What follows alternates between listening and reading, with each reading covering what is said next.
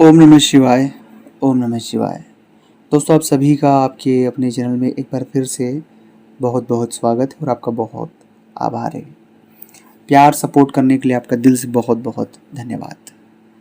जो हम सोचते हैं वो हमें क्यों नहीं मिलता, आखिर कारण क्या है?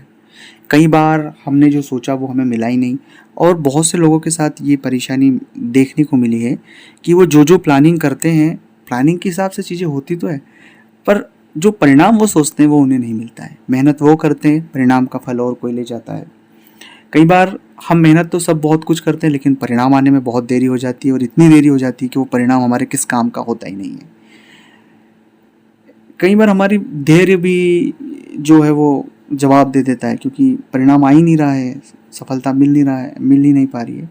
तो जैसे हम सोचते हैं वो हमें मिलता क्यों नहीं, आखिर ये माजरा क्या है, और ये कौन से ऐसे नियम कानून है इस प्रकृति के जिसमें हम सटीक नहीं बैठते। देखिए, ये लाइन आपने बहुत बार सुनी भी होगी कि मन का हो तो अच्छा, नहीं हो तो बहुत अच्छा। हमारे हाथ में सिर्फ कर्म की आज़ादी है। हम अच्छा काम कर सकते हैं, परिणाम देना ईश्वर के हाथ में है, नियति के हाथ में।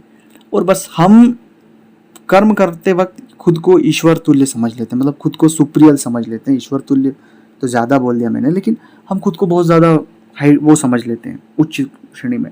और हम परिणामों को मैनेज करना चाहते हैं, लेकिन परिणाम हमारे हाथ में नहीं है। मैं फिर कह रहा हूँ कि कर्म का जो सही आकलन है, कर्म करता उसे नहीं आंक सकता, उसका आकलन उसकी मेहनत बताती है, और वो ईश्वर उसका फल देता है। 90% तो लोगों को ये चीज़, हाँ 10% कुछ ऐसे सिचुएशन हैं जहाँ बहुत हार्ड वर्क मेहनत करने के बाद भी उन्हें वो परिणाम नहीं मिलता। उसके पीछे कई सारे कारण हैं, उसके पीछे कई सारी चीज़ें हैं, उसके लिए मैं अलग से वीडियो बना दूंगा।